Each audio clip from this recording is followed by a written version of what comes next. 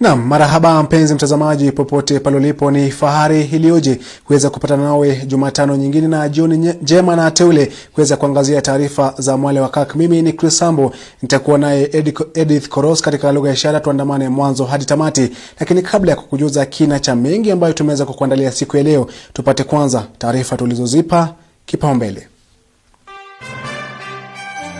We are not going to be merciful if you find that you are going to confuse our children who already have enough stress.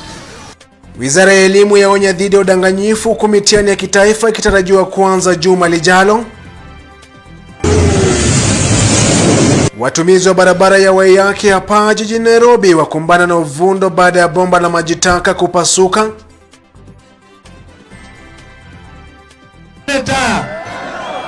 Senator. Na Mungu asikie maombi yetu, asante. Na macho yote sasa yanaangazia kaunti ya Machakos, uchaguzi mdogo wa seneta ukitarajiwa kufanyika hapo kesho.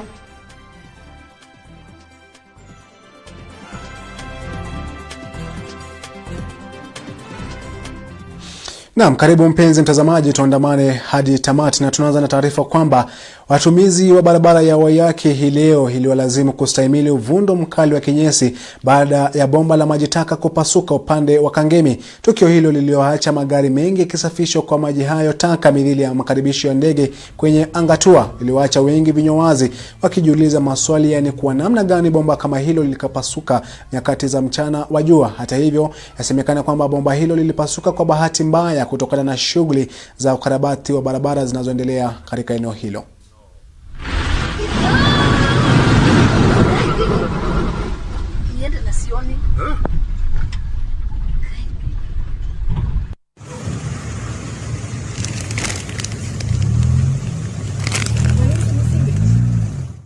Na mtazamaji, tuachane na taarifa hiyo na sasa tugeukie masuala ya elimu, ambapo waziri wa elimu Profesa George Magoha ametoa onyo kali kwa maafisa wa elimu dhidi ya kubadilisha vituo vya watahiniwa kufanya mitihani ya kitaifa, akisema kwamba serikali imeweka utaratibu kamili kuhusiana na hatima ya wanafunzi ambao walikuwa wamehamia shule nyingine kutokana na hadhari ya COVID-19. Cornelius Omuse ana maelezo zaidi. Magoha ametoa hakikisho kwamba hakuna mtahiniwa yeyote atakayekosa kufanya mtihani wa kitaifa. Otherwise, all the very best. I strongly believe that the exams are going to be okay. COVID is ready and available. Can we ensure that in schools and during the examination process, no other person except authorized people access schools? Kulingana na Magoha, matayarisho kabambe yamefanywa. Kuhusu udanganyifu katika mitihani, Magoha ametoa onyo kali kwa wote watakaopatikana wakijihusisha na mtindo huo.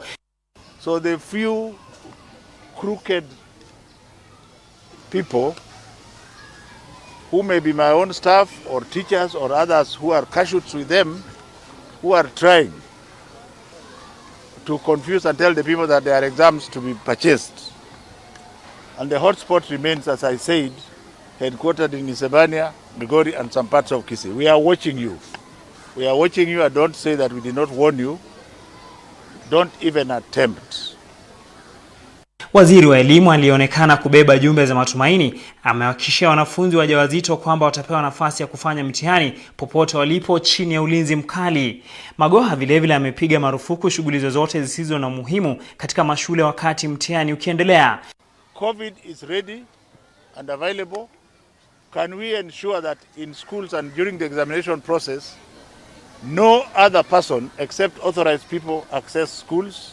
Wakati huo Profesa Magoha amehimiza wazazi kuwapa wanao shughuli mbalimbali watakapoanza likizo yao siku ya Ijumaa. But I want to further request them to be prepared to receive them, to stay with them at home and to provide time for them. And to give them things to do, because if you leave an idle mind, then they start thinking of other parts of the body. Engage your children. Waziri huyo alikuwa akizungumza katika shule ya msingi ya Sparky, kaunti ya Mombasa, alipokuwa akikagua matayarisho ya mtihani wa kitaifa. Cornelius Omuse, Mwale wa Kirk.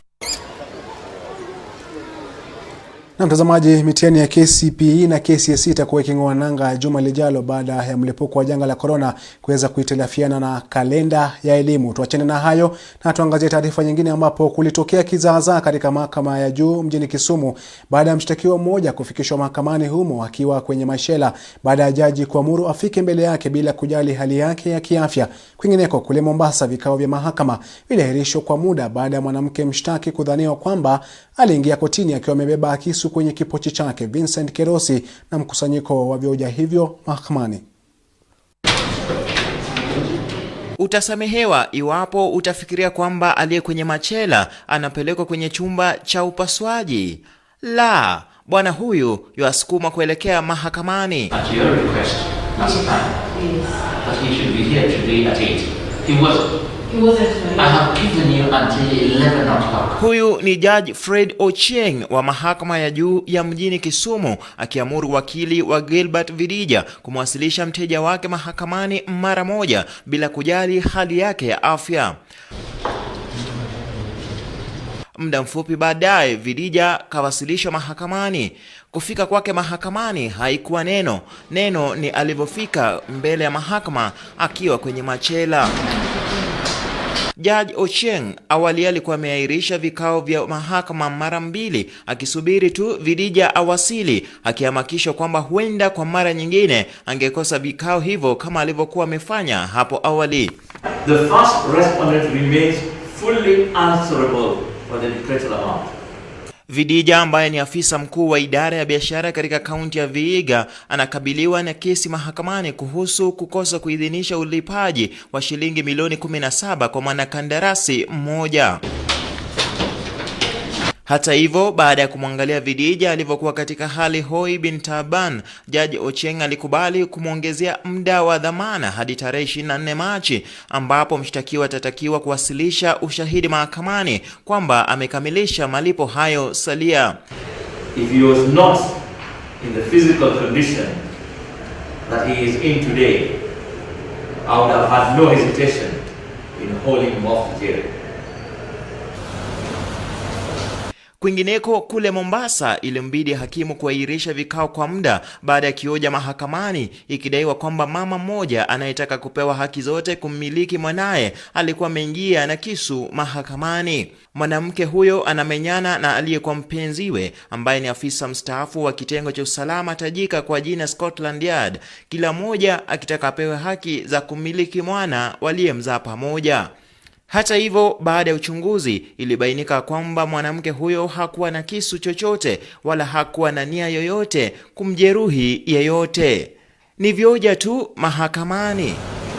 Nikiripotia Mwale wa Kirk, mimi ni Vincent Kerosi.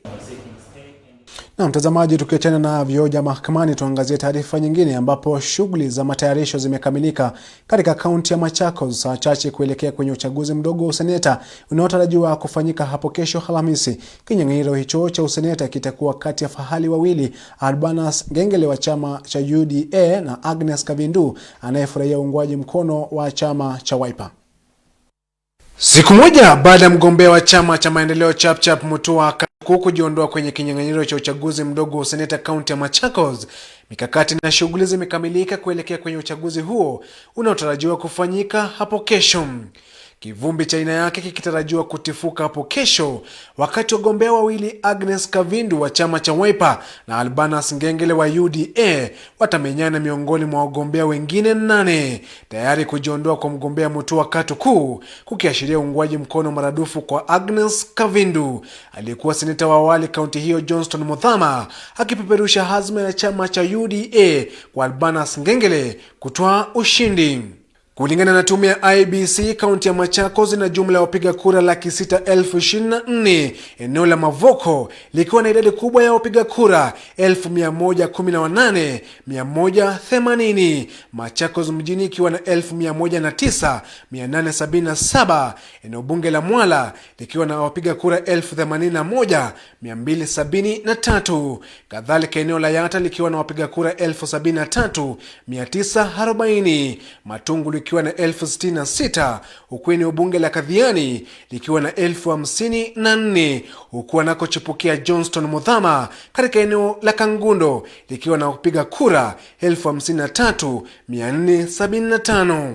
Uchaguzi mdogo kaunti ya Machakos sasa ukitumika kama kipimo cha ubabe wa siasa za mwaka 2022, tayari kujiondoa kwa mgombea wa maendeleo Chapchap Mutua Katuku kukiibua kauli za kisiasa katika hatua iliyoshawishiwa na Rais Uhuru Kenyatta pamoja na kinara wa ODM Raila Odinga. Maendeleo Chapchap Party extends its goodwill to His Excellency the President Uhuru Kenyatta, to the Right Honorable Raila Odinga and other BBI partners by withdrawing its candidate from the forthcoming Machakos senatorial by-election. Hata hivyo masuala yakiibuka kuhusu kujiondoa kwa Katuku kwenye dakika ya mwisho, kwani tayari makaratasi ya kupigia kura yalikuwa yamechapishwa. Macho yote sasa yakiangazia kiambo cha siasa katika eneo la Ukambani kwenye kaunti ya Machakos. Ni nani atakayestahimili mawimbi makali ya kisiasa na kisha kuibuka kuwa seneta mteule? Na mtazamaji, kumbuka kwamba matukio ya chaguzi ndogo hiyo ya hapo kaunti ya Machakos ya useneta yatakuwa yanakujia moja kwa moja katika runinga ya Kirk. Hapo kesho tutakuwa tumekita kambi pale kuweza kukuletea picha za moja kwa moja kutoka katika eneo hilo. Kwa hivyo huna budi ila kuweza kukaa nasi kuweza kupata ni yapi yatakuwa yanakijiri kutoka kaunti ya Machakos. Na taarifa hiyo ndio inatupeleka kwenye mapumziko ya kwanza, lakini usibanduke uliko, maana yake nikirejea yapo mengi ambayo tumeweza kukuandalia.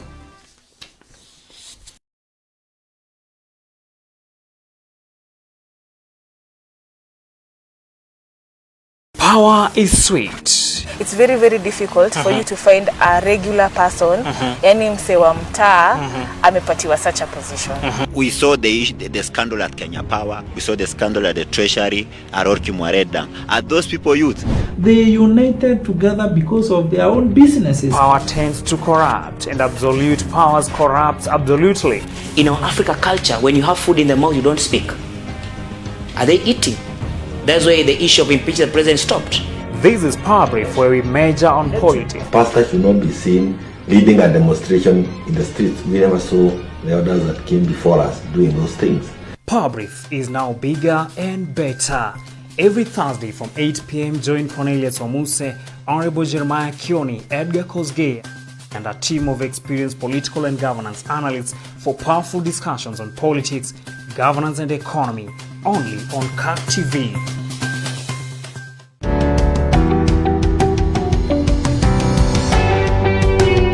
The great people on earth today are the people who pray. Not those who talk about prayer or those who explain about prayer, but those who take time and pray.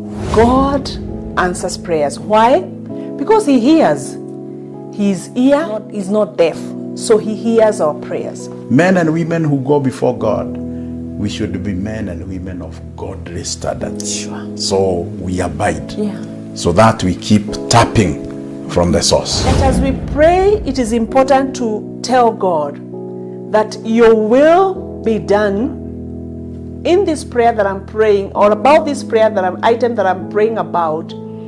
Not as I will, yes, this is my will, but let your will be done. In these changing times and seasons of uncertainty, who do you look up to? God keeps His part. Calm rain, calm sunshine. God is still committed. From one generation to another, and it's not like shifting shadows that He will change, but join Reverend Elizabeth Kimani and Henry Kyra every Wednesday from 8 to 9 p.m. live on Kirk TV for Call Unto Me. 2021, He's still the same God and He has not changed.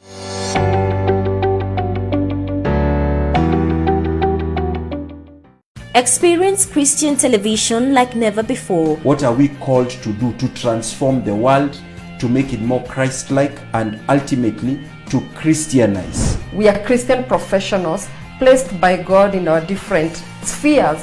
Kirk TV brings you news. Ulimwengu unabadilika kwa kasi na kila dakika ya siku kuna jambo unalopaswa kujua. Economic. Ni mmoja tu wa wanabiashara ambao tumezungumza nao mtazamaji. Health. The egg from Kenyan chicken is very good.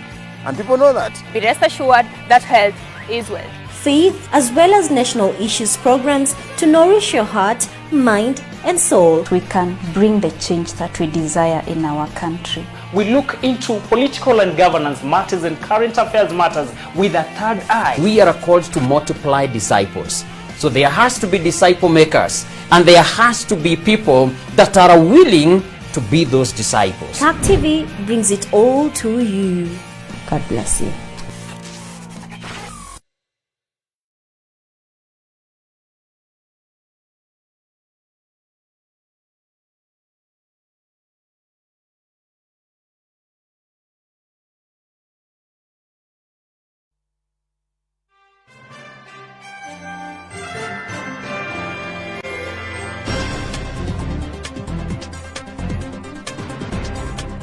Shukrani mtazamaji kwa kuzidi kusalia nasi ndani ya taarifa za Mwale wa Kirk. Tusonge mbele ambapo kundi la walimu kutoka kaunti ya Kiambu limetangaza hazma ya kumuunga mkono Susan Waititu katika kuwania kiti cha ubunge eneo la Juja kilichoachwa wazi baada ya kifo cha mumewe Francis Munyo Waititu almaarufu Wakape. Walimu hao, wengi wao wakiwa wanachama wa Kupet na Kewota, wameapa kuwashawishi walimu wenzao na wazazi ili kumpigia kura Bi Wakape. Kupet wakiongozwa na mwenyekiti wao katika kaunti ya Kiambu Bi Rose Kiiru na Irene Githinji wa Kewota wamekiri kwamba Susan ndiye anafaa kurithi kiti hicho ili aendeleze miradi ya maendeleo iliyoanzishwa na Wakape. So as a woman, because I'm a woman in Kiambu County, I have a confidence to support another woman to take up the leadership, because we are saying where women are, that's where the growth is. And which is this growth? There is no country or any constituency that can grow if the voice of a woman is not heard.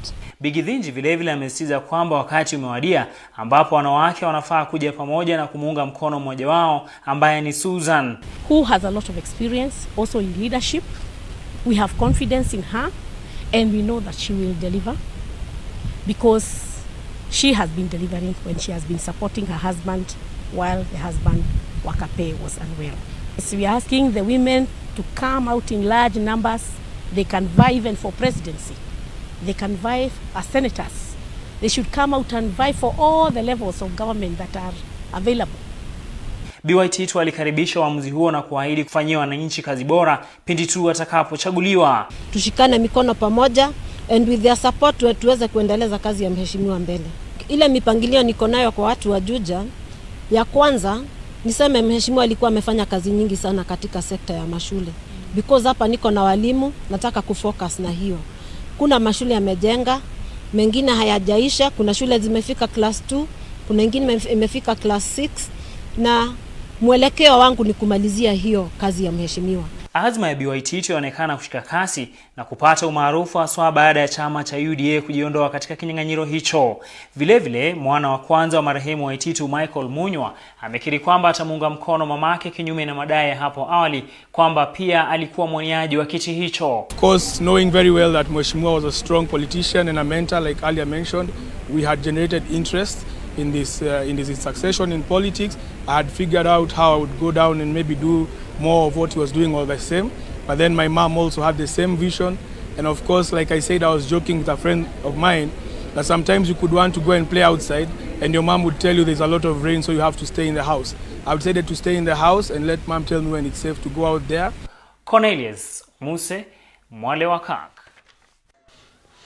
Na mtazamaji, tukiachana na haya tuangazie taarifa nyingine ambapo hafla ya kukizindua chumba cha upasuaji cha hospitali ya PCA Chogoria imeandaliwa rasmi hii leo katika eneo la Chogoria. Kama anavyotueleza mwanahabari wetu Vincent Kerosi, chumba hicho spesheli kwa upasuaji wa majeraha ya mifupa kitaleta afueni kubwa kwa wakazi.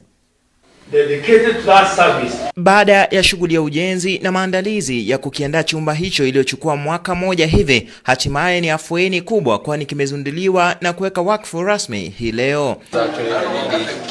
Uzinduzi huo umefanyika katika hafla ya kufana iliyoongozwa na moderator wa PCA anayeondoka Daktari Julius Gwantai Mwamba, aliyechukua fursa hiyo kuelezea furaha yake kwa mafanikio hayo.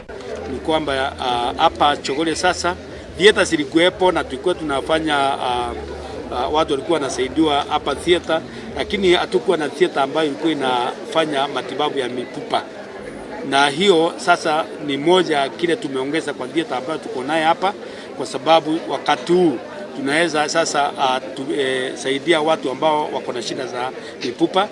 Ikizingatia kwamba kwa muda mrefu eneo hilo linaloshuhudia ajali nyingi zinazowaacha wengi na majeraha mabaya limekosa hospitali yenye chumba cha kufanya upasuaji wa aina hiyo, uzinduzi huo umefanyika nyakati bora zaidi. Si ati tunapanua shauri ya kutaka kupanua, ni shauri tunataka wale wagonjwa wanakuja hapa watibiwe kwa hali ya juu na pia watibiwe kwa haraka, wasiwekwe hapa wakiwa kwa list ya kungoja. Ujumbe kwa wananchi ni kwamba gharama ya malipo ya kupokea huduma hizo wala haitaongezeka, ila wakazi wanaahidiwa ubora wa aina yake kutoka kwa wataalamu hospitalini humo. Ukiangalia figures zetu utapata ya kwamba karibu kila wiki tunapata watu 5 wenye wanahitaji, wamevunjika mfupa, unahitaji kufanyiwa upasuaji. Ukweli ni kwamba tunapata hata zaidi ya hao, lakini kuna wengine tunatibu bila upasuaji. Lakini at least 5 kwa wiki wenye wanakuja kama 250 kwa mwaka. Nikiripotia Mwale wa Kirk, mimi ni Vincent Kerosi. Naam, kaunti ya Turkana ina uzuri wa kiasili kutoka kwa watu na tamaduni zao. Mbali na hayo, Turkana ina vivutio mbalimbali ambazo huvutia watalii. Sasa wakazi na wafanyabiashara kaunti ya Turkana wanaomba watalii kuzuru kaunti hiyo katika kuboresha uchumi.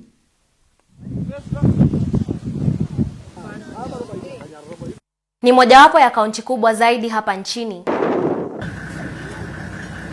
Kaunti ya Turkana. Mara unapofika hapa, unakaribishwa na densi ya kitamaduni ya Waturkana. Utajiri wa tovuti za kuwavutia watalii wa hapa nchini na kutoka nchi mbalimbali, Turkana inazo. The archaeological sites. Remember, we have the Turkana boy, and this is the oldest fossil in the entire world. Kutoka ziwa la Turkana pamoja na ufuko wake hadi wanyamapori wa aina mbalimbali pamoja na maeneo ya kihistoria. Yote haya utayapata katika kaunti ya Turkana. Iko na wanyama kadhaa, na wanyama kama simba, chui, grand gazelle, ndovu tuko na wengi. Jambo hili limechangia pakubwa katika kukua kwa kaunti ya Turkana.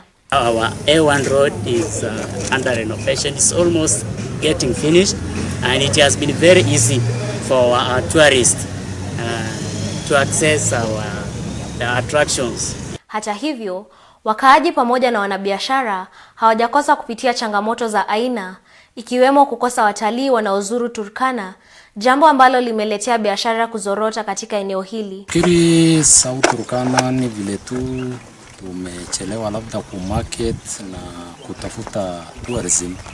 Wakaaji hawa wamelalamikia ukosefu wa usalama na kuharibika kwa barabara kama sababu ya kukosa watalii. Hata hivyo, wamewaomba watu kuzuru Turkana ili kujionea urembo ulio huko. I mean, all these and the values that we have in our county are very attractive. So my message to each and everyone is come home. Njeri Mwangi, Mwale wa Kirk. Na mtazamaji, taarifa yake Njeri Mwangi ndio inaashiria mwisho na tamati rasmi wa taarifa za Mwale wa Kirk. Kumbuka kwamba hapo kesho tutakuwa tunakujia mubashara kutoka kaunti ya Machakos, ambapo kutakuwa kunaendelea uchaguzi mdogo wa useneta ambao unatarajiwa kufanyika hapo kesho. Moja kwa moja tutakuwa ukipokea matukio yote ambayo yatakuwa yanakujia ndani ya taarifa zetu, na pia ndani ya kipindi ambacho tutaweza kukuandalia kesho mchana kutwa. Mimi ni Sambu, aliyekuwa kwenye lugha ya ishara ni Edith Koros. Kwa wote ambao umeweza kufanikisha matangazo haya, tuna la ziada ila kukutakia wewe usiku mwanana na kwaheri.